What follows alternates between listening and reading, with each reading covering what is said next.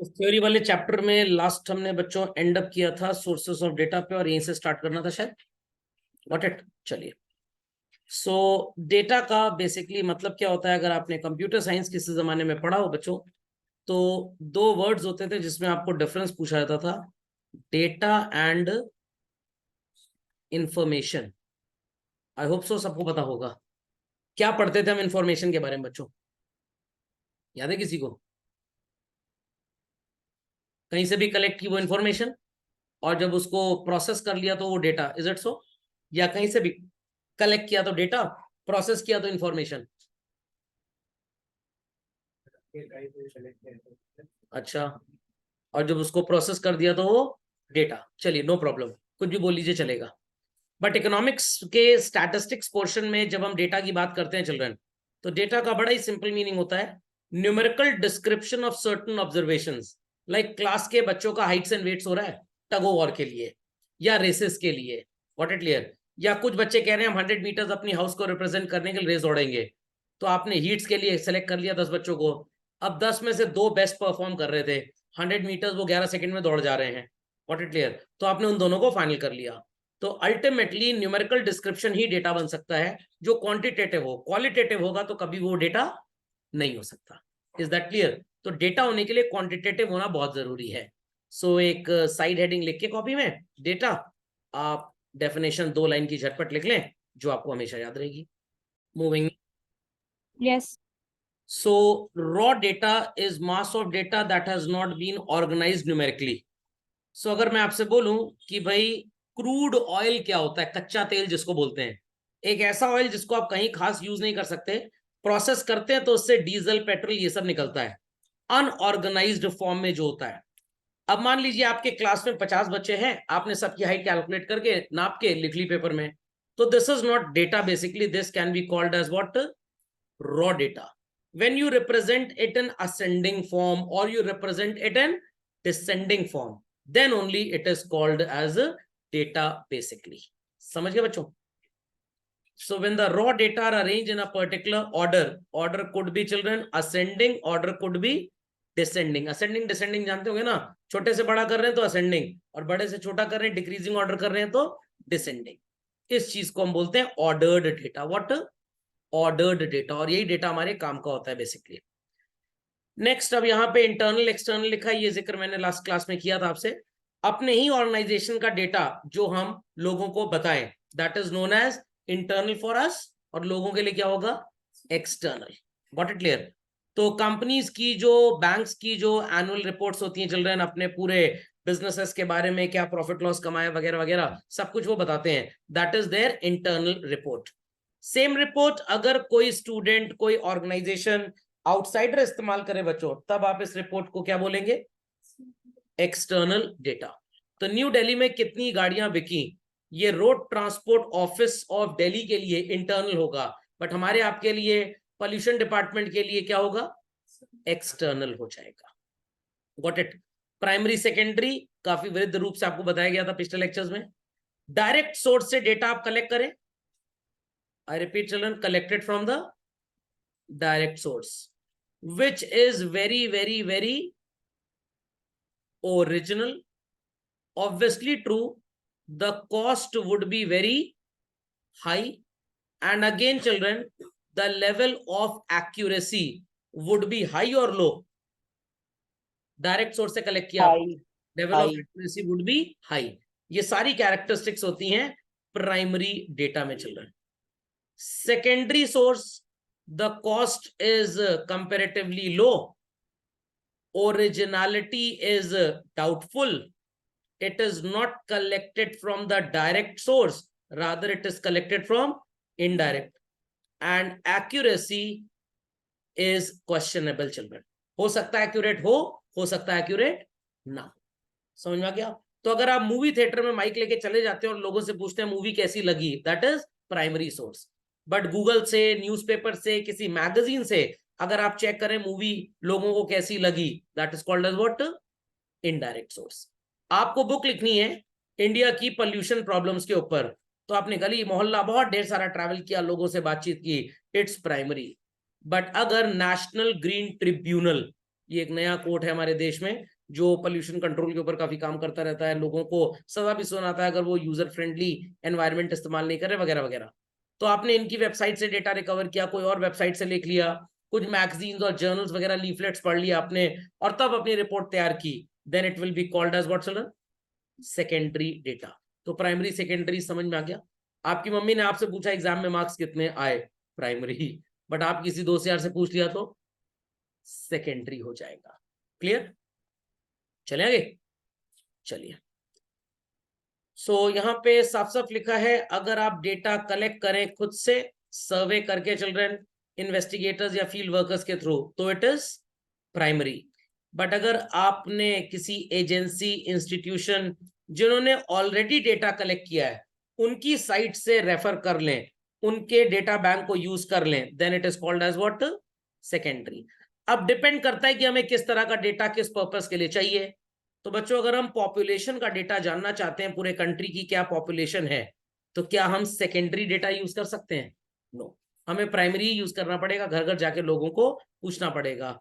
And मैंने method भी बताया था इसका लास्ट क्लास में, क्या था? सेंसस। Got it clear? चलिए, so primary data, secondary data is understood भाई। तो प्राइमरी डेटा की छोटी सी डेफिनेशन लिख लीजिए, collected by the investigator himself from the individual respondent directly for the purpose of specific study, it is known as primary data. एक line और add कर लीजिएगा, it is high in cost, accuracy and reliability. भी कुछ एक characteristic और mark कर लीजिए, it is first hand children. तो सो कॉल्ड इसके ओरिजिनल होने के चांसेस 101% है। समझ में आ गई बात? Any queries on understanding this? पक्का? चलिए, व्हाट इज सेकेंडरी डेटा? इसकी भी डेफिनेशन लिखेंगे आप, those which are not collected by the investigator himself but obtained from the record of others. समझ में आ गया? इसमें लिख लीजिए, its cost is comparatively low and reliability poor. Cost is low and reliability is poor. ये बात सबको क्लियर हो गई भाई? पक्का? मान लीजिए कि गवर्नमेंट ने नेशनल सैंपल सर्वे ऑर्गेनाइजेशन से एक डेटा कलेक्ट करवाया व्हीट एंड राइस आउटपुट का पूरी कंट्री का फॉर द ईयर 2023-24, करेक्ट? 2027-28 में एक इकोनॉमिक्स की बुक छपी, उस बुक में इस डेटा को ले लिया गया है। अब पब्लिशर ने डेटा यूज किया, लिखा भी उसने सोर्स एनएसएसओ करके, टेबल के नीचे लिखना पड़ता है नहीं तो पायरेसी मानी जाती है। एनएसएसओ ने क्या इस ऑथर के लिए डेटा कलेक्ट किया था, बट ऑथर ने यूज कर लिया, तो ऑथर के लिए ये सेकेंडरी हो जाएगा। एनएसएसओ ने कलेक्ट किया गवर्नमेंट के कहने पे, तो एनएसएसओ गवर्नमेंट जिनके कहने पे कलेक्ट हुआ उन सबके लिए ये प्राइमरी ही रहेगा। ऋषभ जी समझ गए? Yes sir. पक्का? चलो चले आगे, समझ में आ गई बात? चलो ने बात सबको समझ में आ गई? Yes sir. So let's proceed further, children. Put the next heading in your copies. Difference between primary and secondary data. The first point that we see is originality. Primary data जो होगा ये ओरिजिनल होगा, जो secondary होगा children ये original नहीं होगा। समझ में आ गया? तो हमेशा याद रखिएगा, गवर्नमेंट जितने सर्वे कराती है, लोग आपके घर आते हैं डेटा कलेक्ट करने एंड ऑल दैट चिल्ड्रन, ये सारी एक्टिविटीज प्राइमरी डेटा ही होती है। ये कलेक्टेड डेटा को इस्तेमाल कर ले तो आप उसे सेकेंडरी बोलेंगे। चलिए, difference in suitability. Primary data collect करने के लिए इन्वेस्टिगेटर को पहले से ऑब्जेक्टिव्स पता होने चाहिए कि मैं क्यों उसको कलेक्ट कर रहा हूं। अकॉर्डिंगली वो डायरेक्ट पर्सनल इंटरव्यू कर सकता है, इनडायरेक्ट ओरल इन्वेस्टिगेशन कर सकता है, टेलीफोनिक इंटरव्यू कर सकता है, क्वेश्चनायर को मेल्ड या एन्यूमरेटर के थ्रू पूछवा सकता है। तो ढेर सारे मेथड्स होते हैं डेटा कलेक्ट करने के, भी पढ़ेंगे आप। तो प्राइमरी डेटा किस पर्पस के लिए कलेक्ट हो रहा है ये पहले हमको पता होना चाहिए। अकॉर्डिंगली हम कलेक्शन करने का तरीका वैसे ही फ्रेम करेंगे, वैसे ही क्वेश्चन सामने वालों से पूछेंगे। बट सेकेंडरी डेटा जब आप यूज करते हैं तो जरूरी नहीं जहां से आप डेटा ले रहे हो आपका पर्पस सेटिस्फाई कर ही दे। For example, you are an insurance company, correct, और आपको ये जानना है कि कितने परसेंटेज ऑफ इंडियंस ने ईयर 2022-23 में इंश्योरेंस करवाया था। अब आपका पर्पस क्या है भाई? पर्पस हो सकता है number 1, to know the awareness, कि हम कितना एडवर्टाइजमेंट करें। अगर 80% लोग इंश्योरेंस करवाते हैं तो इसका मतलब अवेयरनेस कंट्री में है, बट हमारे देश में 5% लोग इंश्योरेंस कराते हैं बस, तो इंश्योरेंस की अवेयरनेस नहीं है। सेकंड पर्पस, आप क्यों जानना चाहते हैं कि कितने लोगों ने इंश्योरेंस करवाया? ताकि आपको यह पता लगे उनकी insurance fees, premium paying capacity क्या है। तीसरा पर्पस, आप क्यों जानना चाहते हैं कितने परसेंटेज लोगों ने इंश्योरेंस कराया? उनकी इनकम इंश्योरेंस प्रीमियम पे करने के लायक है या नहीं है।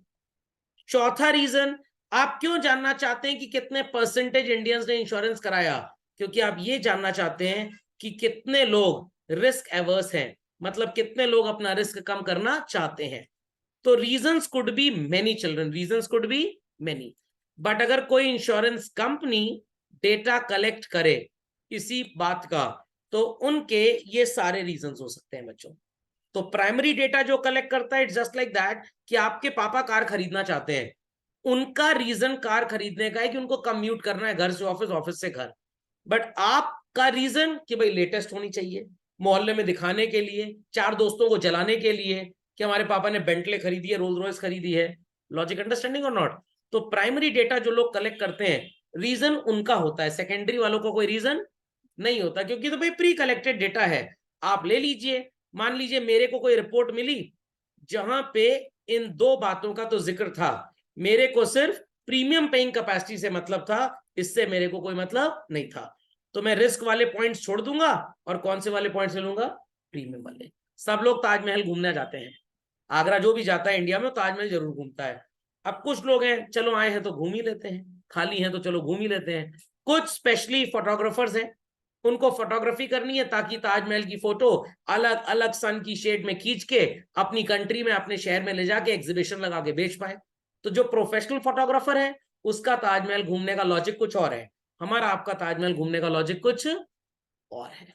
समझ में आया? शाहजहां की आत्मा चली आई, उनका लॉजिक कुछ और है, मुमताज से मिलने आई होंगी। समझ में आ गया? डेली जो लोग नौकरी करते हैं वो भी जाते हैं ताजमहल, क्यों? क्योंकि उनका जॉब है, लॉजिक इज डिफरेंट। तो प्राइमरी डेटा कलेक्ट करने के लॉजिक होता है, सेकेंडरी में कोई लॉजिक नहीं होता, क्योंकि आप थोड़ा कलेक्ट कर रहे हैं, जैसा है वैसे ही आपको यूज करना है। तो शिव जी, पापकी जी, तुषार जी, उज्जवल जी, समझ गए? Yes, sir. Yes. So अभी लिखा भी है, purpose of collection of data by primary agency में be different from the purpose of users of these data as secondary. Number of 4 wheelers in your colony, इसके ऊपर डेटा कलेक्ट करना है। अब आपका पर्पस हो सकता है कि आप ये जानना चाहते हैं कि लोगों की इनकम क्या है, किस तरह की गाड़ी पे वो खर्च कर रहे हैं, मिड साइज गाड़ी खरीद रहे हैं, बड़ी गाड़ी खरीद रहे हैं, हैचबैक खरीद रहे हैं। दूसरा, फ्यूल का कंजम्पशन आप जानना चाहते हैं कितना है, क्योंकि आपके पापा ने कहा चलो मोहल्ले में एक पेट्रोल पंप खोल लिया जाए ताकि पेट्रोल बिकेगा ढेर सारा। तीसरा, आप ये जानना चाहते हैं कि अगर ज्यादातर घरों में मल्टीपल कार्स है, 2-3, मतलब मोहल्ला बहुत रईस है, लोग बहुत रिच है, तो आने वाले टाइम में प्रॉपर्टी प्राइसेस बढ़ेंगे, because people have money, if they can invest in car, they can invest in real estate. तो आपको अपना घर अभी बेचना नहीं चाहिए, उल्टा 2-4 प्रॉपर्टी और खरीद लो। तो पर्पस अलग अलग हो सकता है प्राइमरी डेटा कलेक्ट करने का। सेकेंडरी डेटा का यूज करने का पर्पस होता है, कलेक्ट करने का कोई पर्पस नहीं होता, क्योंकि वो डायरेक्टली कलेक्ट ही नहीं होता है। ठीक। डिफरेंस इन कॉस्ट, ये तो बड़ा आसान पॉइंट है चिल्ड्रन। कौन सा एक्सपेंसिव होगा बच्चों? प्राइमरी। और कौन सा कंपैरेटिवली सस्ता होगा? Simple as that. So put the third point in your copies. Cost of collection. Primary involves large expense. Secondary is less expensive. So people understood the distinction very properly, children. चलिए methods, children. अभी मैंने आपको बताया था ना, and as I keep on saying every time, children, जो मेरा CBSE वाला क्लास होता है, सीबीएसई के सिलेबस में बहुत बड़ा है ये चैप्टर, तो आप वहां से इसके अंदर और भी अगर कुछ पढ़ना चाहें तो आपको मिल पाएगा वहां से, ठीक है। चलिए, डायरेक्ट पर्सनल इन्वेस्टिगेशन, ये क्या है? घर घर लोग आएंगे, क्वेश्चन आपसे पूछेंगे, जो पूछेगा क्वेश्चन वो कौन होगा? इन्वेस्टिगेटर, और जो उसकी हेल्प करेगा वो कौन होगा चिल्ड्रन? एन्यूमरेटर। कौन होगा? एन्यूमरेटर। और जो लोग जवाब देंगे दैट इज द इंफॉर्मेंट्स, उन्हें आप क्या बोलेंगे यहाँ पे? रिस्पोंडेंट। समझ में आ गया? तो आपके घर में वो आती होंगी एक आशा बहन जी, दवाई वाई के लिए, भाई बूढ़े लोग कितने हैं या छोटे बच्चे हैं, पोलियो वैक्सीनेशन, वो आपसे दवाई तो आपको देती होंगी छोटे बच्चों को पोलियो के लिए, आप ले तो नहीं लेते दवाई कि हम कल को भेज देंगे किसी को, गॉट इट। और उसके बाद वो पूछते भी होंगे घर में कितने मेंबर्स हैं, हेल्थ इश्यूज किसी के साथ तो नहीं है, कोई तबियत तो नहीं खराब है। तो ये एक तरह का डायरेक्ट पर्सनल इन्वेस्टिगेशन ही होता है। तो रिस्पोंडेंट शब्द का मतलब सबको समझ में आ गया? पक्का? चलिए, अब ये मेथड सुटेबल कहाँ पे है, इस मेथड के मेरिट्स क्या हैं, इस मेथड के डीमेरिट्स क्या हैं? बिकॉज आपकी बुक में नहीं है, क्योंकि आईएससी के सिलेबस में इतना इन डेप्थ है नहीं, but in my opinion children पढ़ना चाहिए। Got it clear? तो ये मेथड एक तो एक्सपेंसिव बहुत होता है, ये इसका डीमेरिट है। बट जहां पे लिमिटेड एरिया ऑफ स्टडी है, व्हाट? लिमिटेड एरिया, कम लोग हैं, तो आप पर्सनल इंटरव्यू करा सकते हैं। 1-1.5 करोड़ लोग हैं, करा पाएंगे पर्सनल इंटरव्यू? बिल्कुल नहीं। तो सुटेबिलिटी ऑफ मेथड, छोटा कवरेज एरिया है। डीमेरिट क्या है? एक्सपेंसिव बहुत ज्यादा है, अगर वाइड एरिया में इसका एप्लीकेशन हो जाए तो आपको मैं बस इतना पढ़ा रहा हूं जितने आपकी नॉलेज के लिए जरूरी है। आपके सिलेबस में तो इतना भी नहीं लिखा हुआ है। बाकी आप मेरे उन लेक्चर्स को जरूर देखिएगा, उसमें बहुत वृद्धाकार में बताया गया है। ओके, बिकॉज सीबीएसई लेक्चर्स में इसका मीनिंग तो है ही जैसे आप में है, उसके बाद इसके मेरिट्स भी हैं, इसके डीमेरिट्स भी, और इसकी सुटेबिलिटी भी है। मैं बताता जाऊंगा आपको साथ साथ, not to worry at all. तो डीमेरिट क्या है भाई? कि एक्सपेंसिव बहुत है, क्योंकि हर जगह जाना पड़ेगा। मेरिट इज जहां पे एरिया स्मॉल है वहां पे आप ये काम कर सकते हैं। प्लस आप ऐसे नॉर्मल क्वेश्चंस पूछे जो लोग हेजिटेट ना हो आंसर देने में। कॉलेज चले गए, लड़कों से पूछ रहे हैं इंटरव्यू में, सिगरेट पीते हो? अब ये इंटरव्यू पता लगा उनके पापा ने देख लिया तो चप्पल ही चप्पल चालू हो जाएगी। समझ में आया कि नहीं आया? तो इस तरह के सवाल आप इस तरह के मेथड में पूछेंगे तो लोग जवाब नहीं देंगे। तो सर ऐसे में क्या किया जाए? टेलीफोनिक इंटरव्यू ले लेंगे, जहां पे उसका चेहरा सामने आएगा ही नहीं। फाइन। चलिए, तो यहाँ पे थोड़ा बहुत लिखा भी हुआ है, the method is expensive and time consuming, particularly will large numbers have to be contacted. Information में नॉट बी रिलायबल, बिकॉज हो सकता है कि अगर इन्वेस्टिगेटर प्रॉपरली ट्रेंड नहीं है बच्चों, आई रिपीट, प्रॉपरली ट्रेंड नहीं है, तो आपको सही सवाल का जवाब नहीं मिलेगा।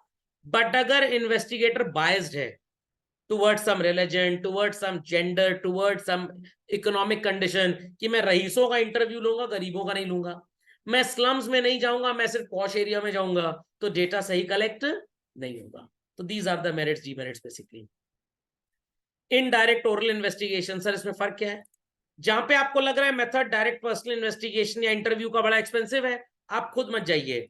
आपने XYWZ एजेंसीज को इन्वॉल्व कर दिया, ये एजेंसीज आपके लिए डेटा कलेक्ट करेंगी, और यहां पे जो आपके इंफॉर्मेंट होंगे चिल्ड्रन, उनको रिस्पोंडेंट नहीं बोलना है, क्या बोलना है? विटनेस बोलना है। तो ये इंफॉर्मेशन थर्ड पार्टी से मिलेगी, और थर्ड पार्टी कौन हुई चिल्ड्रन?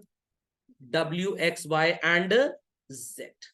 समझ में आ गया दोनों में डिफरेंस क्या है? तो जब एरिया बहुत बड़ा हो, आप ज्यादा कॉस्ट ना खर्च कर पा रहे हो खुद जाने के लिए, तो आप ऐसी एजेंसीज को हायर कर सकते हैं। तो मान लीजिए बच्चों, टाटा कंसल्टेंसी सर्विसेज को 1500 एम्प्लॉइज को रिक्रूट करना है। Is it possible for mister Ratan Tata to take interview of all these 1500 people? No. उन्होंने इंडिया में 10 एजेंसीज को हायर कर लिया, हर एजेंसी को बोला 150, 200, 100, 150, 200 लोग लाके हमको इंजीनियरिंग कॉलेजेस से दे दो। तो ये लोग भी क्या कर रहे हैं? Indirect recruitment. What? Indirect. What it children? So person who is addicted to alcoholic drinks may hide the information about drinking habits. तो यहां पे अब ये जानकारी आपको किससे मिलेगी? नेबर से मिलेगी, या रिस्पोंडेंट के दोस्तों से। रिस्पोंडेंट शब्द यूज करना यहां पे गलत है, क्या शब्द होगा? विटनेस। Got it clear? तो ये मेथड वहां पे यूज होता है जहां पे बहुत लार्ज एरिया हो और आप बहुत ज्यादा कॉस्ट अफोर्ड ना कर पाते हो। गेटिंग इट बच्चों? कोई डाउट तो नहीं किसी को? चिल्ड्रन कोई डाउट तो नहीं? So it used to cover large number of witness and the opinion of experts can also be sought. Method comparatively सस्ता होता है क्योंकि आप खुद नहीं जा रहे हैं, आपने किसी एजेंसी को लगा दिया. अब क्वेश्चन उठता है सर क्या वो एजेंसी पैसे नहीं लेगी, बट आपकी कॉस्ट ज्यादा है, एजेंसी की कॉस्ट कम है. रतन टाटा हर जगह जाके इंटरव्यू लें तो पता लगा सिक्योरिटी एंड ऑल दैट खर्चा बहुत ज्यादा होगा, करोड़ों रुपए, जितनी तो सैलरी नहीं एम्प्लॉय की 10 साल में उतना पता लगा इंटरव्यू में खर्च हो गया. अंडरस्टूड. डीमेरिट क्या है चिल्ड्रन? पर्सनल बायस हो सकता है विटनेस आपको एक्यूरेट इंफॉर्मेशन ना दे, या जिसके थ्रू आप डेटा कलेक्ट करा रहे हो थोड़ी सी कामचोरी करने लग जाए, हबड़ दबड़ में डेटा कलेक्ट करे, आपको पूरी इंफॉर्मेशन नहीं देगा. तो डिपेंड करता है कि आपको इंपॉर्टेंस रिलायबिलिटी की, ओरिजिनलिटी की कितनी है. तो अगर रिलायबल और ओरिजिनल डेटा चाहिए तो go for direct personal interview. कैसा भी है थोड़ा नॉर्मल चल जाएगा, तो ये वाला मेथड ठीक है. न्यूज एजेंसीज जैसे, children, have you heard about Times Now? Very good.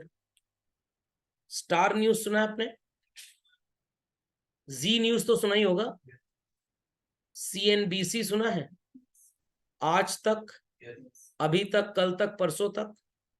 अब ये न्यूज चैनल मान लीजिए टाइम्स नाउ का head office is located in Mumbai, तो जो उनका न्यूज रिपोर्टर स्क्रीन पे आ रहा है वो आएगा पूरे इंडिया में घूम के न्यूज लेके जाएगा? नो. इन्होंने एक पर्सन हायर किया, Mister X, Times Now, Star News, Zee News, Aaj Tak, ये चारों लोग इससे न्यूज खरीदते हैं. इसने आगे लोकल लेवल पे चिल्ड्रन एक एक शहर में 10-10 लोग लगाए हुए हैं, हर 2-2 मोहल्ले कवर करने वाले एक लोग. किसी मोहल्ले ने कुत्ते में आदमी काट लिया, किसी ने आदमी में कुत्ते को काट लिया, सारी न्यूज जा रही है. जो न्यूज जिस चैनल के मतलब की होती है वो पैसे देके खरीद लेते हैं. दिस मिस्टर एक्स और उसके अंडर में काम करने वाले 10 लोग will be called as what children? Correspondent. समझ में आया? तो न्यूज कलेक्ट करने के टाइम पे डेटा प्राइमरी होता है children, primary collection, but direct personal interview नहीं होता, इनडायरेक्ट प्लूरल इन्वेस्टिगेशन नहीं होता, it is correspondent. Information collected from correspondent. समझ में आ गया? तो अलग अलग पार्ट्स में इन्वेस्टिगेशन एरिया में इनको लगा दिया जाता है और एजेंसी इनसे न्यूज खरीद लेती है बेसिकली. समझ में आ गया कॉरेस्पॉन्डेंट का मतलब क्या है? तो न्यूज़पेपर के केस में, न्यूज एजेंसी के केस में ये कॉरेस्पॉन्डेंट वाला मेथड ज्यादा काम आता है. What is the advantage? भाई वाइड एरिया कवर हो सकता है, level of accuracy is very very very low और हाई चिल्ड्रन? हाई. और कौन यूज करता है? सुटेबिलिटी कहां पे है इसकी? Newspaper, radio channel, advertising agency, ये लोग इसको यूज करते हैं. People understood? People understood? अभी वो टोमेटो महंगा हुआ था ना, तो पूरे देश में कहाँ क्या प्राइस चल रहा है, तो कॉरेस्पॉन्डेंट जो न्यूज के थे ये हर जगह फैले रहते हैं, और ये व्हाट्सएप ग्रुप होता है उस पर न्यूज आती रहती है बेसिकली. Meld questionnaire. सबसे पहले तो ये समझिए क्वेश्चनायर होता क्या है. तो लेट मी चेक आउट कि आपके बुक में क्वेश्चनायर तो शायद होगा नहीं. क्वेश्चनायर बना हुआ है, चलिए नो प्रॉब्लम. चलिए, कभी पिज्जा हट गए हो तो फीडबैक फॉर्म बोलोगे एक भरवाते हैं बच्चों. कुछ तो मजे मजे मौज मौज में उल जलूल बकवास भर देते हैं. कभी कभी मैगजीन के अंदर ये क्वेश्चनायर होता है, तो मैगजीन के अंदर होता है तो आप इसको फिल करते हैं, इसमें पहले से पोस्टेज स्टैंप लगी होती है, और वो स्टैंप का पेमेंट आपको नहीं करना, कंपनी ने ऑलरेडी किया है. आप सिर्फ क्वेश्चन के आंसर्स भर के उसको फोल्ड करके रैप करके मेल कर दीजिए, उनके पते ठिकाने पे पहुंच जाएगा. तो ये है मेल्ड क्वेश्चनायर. एक और क्वेश्चनायर होता है जहां पे लोग थोड़े इलिटरेट होते हैं, वहां पे एन्यूमरेटर्स क्वेश्चनायर लेके आते हैं और आपसे क्वेश्चन पूछ के भर लेते हैं. So where people are literate, mailed questionnaire method चल जाएगा. जहां पे इलिटरेट है वहां ये वाला मेथड कम चलता है. ये आ गया बच्चों, questionnaire to be filled by the enumerator. Questionnaire to be filled by the enumerator. तो जहां पे लोग थोड़े लिटरेट कम है या नहीं समझ पाएंगे क्वेश्चन को, ऐसा लग रहा है, तो वहां पे जो एन्यूमरेटर होगा वो क्वेश्चन पढ़ेगा, आपसे जवाब लेगा, जो आप जवाब देंगे अकॉर्डिंगली टिक क्रॉस कर देगा. डिफरेंस समझ में आ गया बेसिकली? पक्का? चलिए, और इस चीज को शेड्यूल भी बोला जाता है. What children? शेड्यूल. समझ गए? यहाँ पे बच्चों कुछ पॉइंट्स लिखे हैं कि क्वेश्चनायर को डिजाइन कैसे किया जाता है. तो पहले मैं क्वेश्चनायर आपको दिखा दूं, फिर मैं बताऊंगा कैसे उसको डिजाइन करना है. कहाँ गया? यहाँ पे तो नजर नहीं आ रहा. चलिए रुक जाइए, चलो मैं ओपन करता हूँ एक टेक्स्ट, आपको क्वेश्चन आयर नजर आएगा, जस्ट होल्ड ऑन। ठीक है, सबसे पहले you have to put your name, age, address, male female, gender पे टिक कर देना है, फोन नंबर, लैंडलाइन या मोबाइल। अब क्वेश्चन स्टार्ट होता है। बेसिकली स्टार्ट तो पहले हो चुका था, बट यहां से स्पेसिफिसिटी आ गई है। और क्वेश्चन किस चीज के ऊपर है बच्चों? Eating preference. पिज्जा हट, डोमिनोज लॉन्च होने से पहले, सेंटर ओपन होने से पहले ये क्वेश्चन भरवाते हैं, देखते हैं कि पब्लिक उनको एक्सेप्ट करेगी भी या नहीं करेगी। मंथली फैमिली इनकम, अगर ज्यादातर लोगों ने मोर देन 50,000 क्लिक किया तो ये अपना पिज्जा 499 से स्टार्ट करेंगे। मेजॉरिटी लोगों ने अगर 30,000 से लेस क्लिक किया तो ये अपना पिज्जा कहां से स्टार्ट करेंगे? 199. What kind of food do you normally eat at home? No. I eat at my friend's house. I don't eat at my home. तो मान लीजिए अगर यहाँ पे फास्ट फूड ज्यादातर लोगों ने क्लिक किया तो पिज्जा हट को लगेगा प्रॉफिटेबल वेन्यू है। मुगलई या इटालियन टिक कर दिया तो फिर पिज्जा हट यहाँ पे अपना स्टोर नहीं खोलेगा, because they do not sell Mughlai food. Mughlai food पता नहीं क्या होता है? जो जनरली मुगल्स खाते थे, इसमें मटन का कंटेंट ज्यादा होता है। How frequently do you eat out? When my mother scolds me. मैं प्लेट लेके घर के बाहर बैठ जाता हूँ, वहीं खाता हूँ। तो अगर आपने लिखा more than thrice in a week, more than thrice, मतलब पिज्जा हट के लिए इस जगह पे सेंटर खोलना बड़ा फायदेमंद होगा। You usually go out with all, family के साथ भी, फ्रेंड्स के साथ भी, कोलीग के साथ भी। अब सब पे ना टिक कर दीजिएगा। Any specific days you go out? I go out daily, school तो जा रही है भाई। कहने का मतलब खाने पीने के लिए restaurant. You generally go out for party, picnics. समझ में आ रहा है बच्चों क्वेश्चन कैसे बनता है? पक्का? ऋषभ जी, पापकी जी समझ गए? तुषार जी, उज्जवल जी समझ गए? सर चलिए, सर मैंने भरा भी है। नहीं, एक क्वेश्चन है, मैं आपको होमवर्क भी दे रहा हूं, बनाइएगा। मोबाइल यूसेज, ईटिंग प्रेफरेंस यह क्या होगा? Mobile usage. समझ में आ गया? तो यहाँ पे क्वेश्चंस आपको नजर आ रहे हैं, मैं एक बार स्क्रॉल अप कर रहा हूं, आप रिकॉर्डिंग देख के इसको रेफर करते हुए अपने लिए बनाइएगा। अब मोबाइल यूसेज ये ना समझा दीजिएगा where do you usually go, restaurant, Chinese joint, fast food, others. तो आपको मोबाइल फोन की दुकानों का या शोरूम्स का नाम लिखना पड़ेगा। ठीक है, कर लेंगे बच्चों? बना लेंगे? चलिए सर एक कुछ, डाउट। हाँ बोलिए बोलिए बोलिए। सर जो YouTube पे जब वीडियो वगैरह खत्म हो जाती है तो या फिर वीडियो स्टार्ट होने से पहले क्वेश्चन आर आता है, वो भी हाँ, क्वेश्चन आर है वो भी मतलब? क्वेश्चनायर ही होता है, वो भी क्वेश्चनायर भी होता है। चलिए, तो अब बच्चों यहाँ पे कुछ बेसिक चीजें हैं जो आपको याद रखनी होंगी कि कैसे क्वेश्चनायर बनाया जाए। सबसे पहले कवरिंग लेटर, जैसे मान लीजिए आप स्कूल में एब्सेंट हो गए तो आप एक मेडिकल सर्टिफिकेट सबमिट करते हैं ना, साथ में एक एप्लीकेशन देते हैं, तो उसी एप्लीकेशन को कवरिंग लेटर बोलते हैं। तो जब आप किसी को क्वेश्चनायर दें तो थोड़ी सी डिटेल हो उस क्वेश्चनायर के बारे में कि है क्या, बेसिकली लोग समझ तो पाए। दैट डिटेल, आजकल तो गूगल फॉर्म भी चलता है क्वेश्चनायर में ज्यादातर, तो that detail is called as covering letter as such. कि भाई कौन रिस्पोंडेंट्स होंगे, क्या पर्पस है कलेक्ट करने का, what is the aim, need क्या है, यूजफुलनेस क्या होगी। आपको ये लाइन भी लिखनी पड़ेगी कि आपका डेटा हम किसी के साथ शेयर नहीं करेंगे। नंबर ऑफ क्वेश्चंस लिमिटेड होने चाहिए बच्चों, 150-200 क्वेश्चन पूछेंगे तो इंसान थक जाएगा और वो क्वेश्चनर फिल नहीं करेगा। Got it? Questions should be properly numbered, ABCD या 1 2 3 4 ऐसे। क्लैरिटी होनी चाहिए, question should be clear, simple and unambiguous. Confusing question अगर होगा या उसका आंसर कंफ्यूजिंग होगा तो लोग उसका आंसर देना ही नहीं चाहेंगे। ये बहुत इंपॉर्टेंट पॉइंट है, मेरे को बड़ा मजा आता है इसको पढ़ाते हुए। लॉजिकल अरेंजमेंट, इसका क्या मतलब है? पहले पूछा गया what is your income, option A less than ₹10,000, फिर 10,000 से 20,000 ऑप्शन बी, ऑप्शन सी 20,000 से 50,000 और ऑप्शन डी 50,000 एंड अबव। दूसरा क्वेश्चन आपसे पूछ रहे हैं आर यू एम्प्लॉयड। अगर किसी ने ऐसे जवाब पहले भर दिए तो समझ लीजिए चोर है, चेन स्नैचिंग करता है। इनकम तो है बट एम्प्लॉयड नहीं है, इसका मतलब ये चोर टाइप का चेन स्नैचिंग कर रहा है।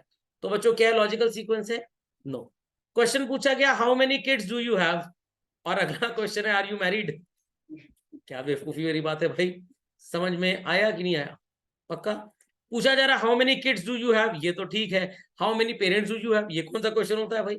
तो ऐसे जाहिल वाले क्वेश्चन नहीं पूछेंगे आप। Avoiding certain type of questions.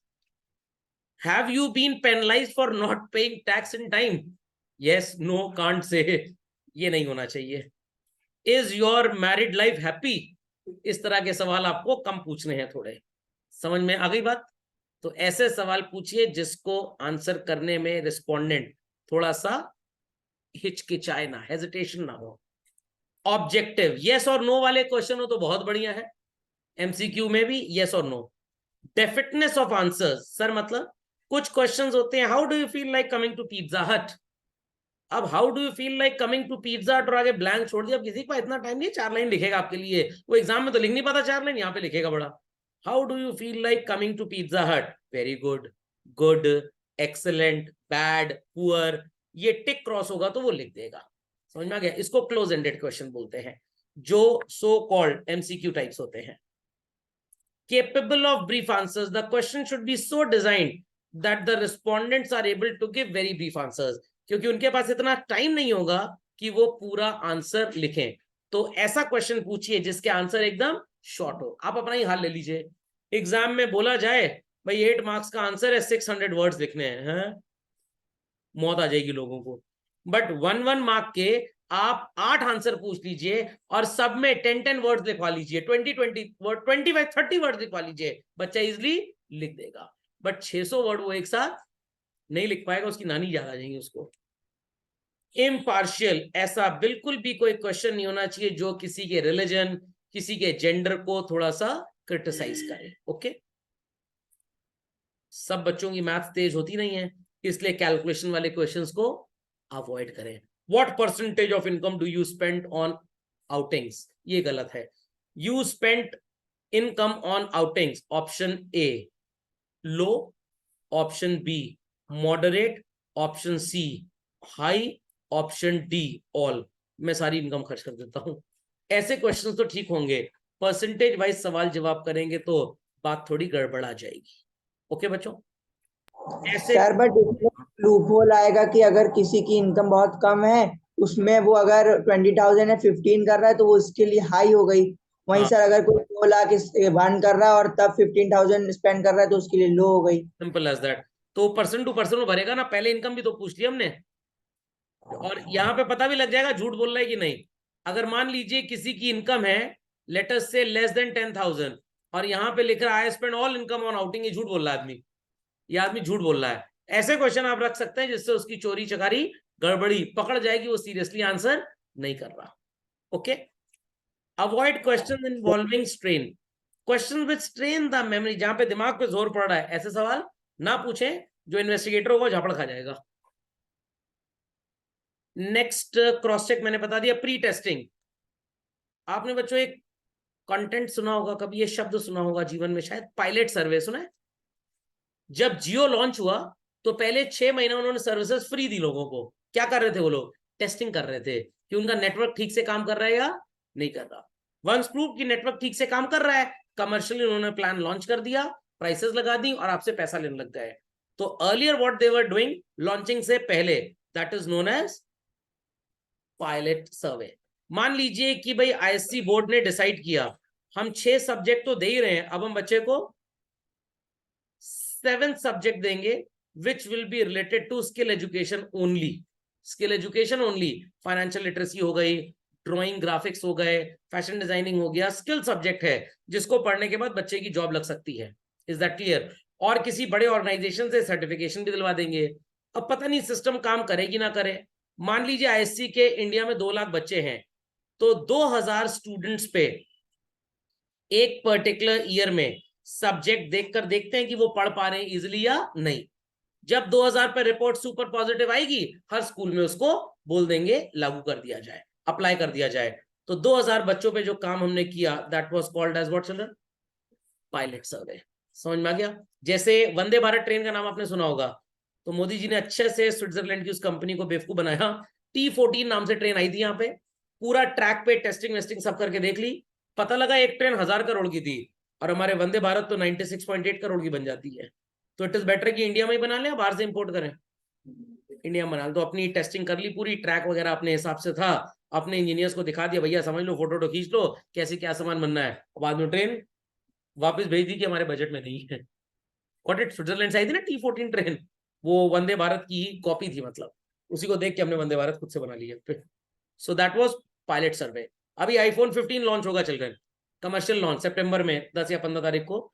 But उसके पहले ऑलरेडी पिछले 6 महीने से पूरे वर्ल्ड में 1000-2000 पीसेस बांट के, कॉलिंग करा के देखा जा रहा था कि वो फोन ठीक से काम कर रहा है या नहीं कर रहा। जब प्रूव हो गया हाँ भाई सही से काम कर रहा है, तो मार्केट में लॉन्च कर दो। ऐसे ही वैक्सीनेशन के साथ होता है कि भाई वैक्सीन पहले टेस्ट की गई कुछ लोगों पे, पता लग गया 90 to 95% एफिकेसी है।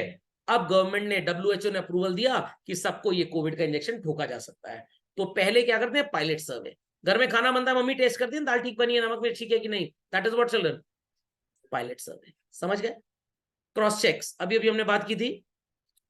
What is your year of birth? किसी ने लिखा 2010 और पूछा गया व्हाट इज योर एज, लिख रहा है 42 ईयर्स।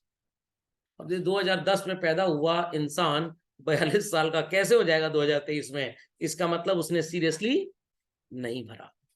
अट्रैक्टिव लेआउट, क्वेश्चनर देखने में थोड़ा ठीक ठाक टाइप लगना चाहिए। इंस्ट्रक्शंस पहले बता दीजिए ताकि गड़बड़ी ना हो।